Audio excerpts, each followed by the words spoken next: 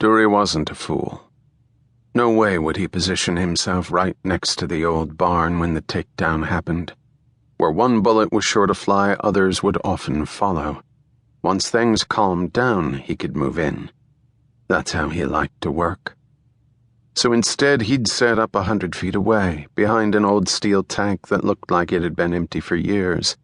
If a bullet did somehow end up heading in his direction, the tank would rob it of whatever momentum it had before it could reach him.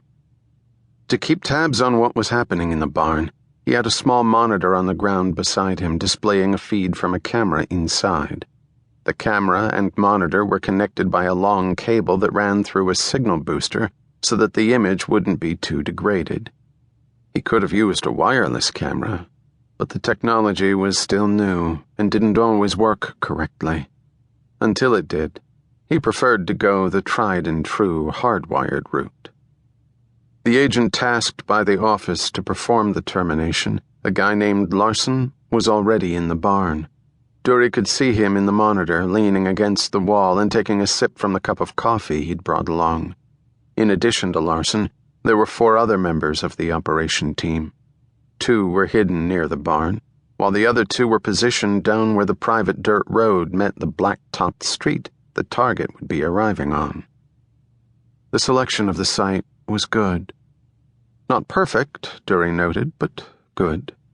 They were on the edge of Phoenix, Arizona, in an area populated mostly by small horse ranches that would undoubtedly be swallowed up by development at some point in the future. Now, though, the barn's closest neighbor was a half-mile away. A mile would have been better, but you took what you could get. At least it wasn't happening in a hotel room downtown. Dury checked his watch, then took a look at the road. Nothing. In the wide-open surroundings, he should have been able to see the guy's headlights by now. Perhaps the target had found out about his reduced life expectancy. It wouldn't have been the first time someone had figured out their services were no longer needed. If that happened, the ops team would have to go on the hunt, and Dury would have to follow. That was not something he was interested in doing. Dury was a cleaner, his job to get rid of the body. Anything that made doing his work harder brought with it the potential of discovery. Not a pleasant prospect. He looked back at the monitor, annoyed.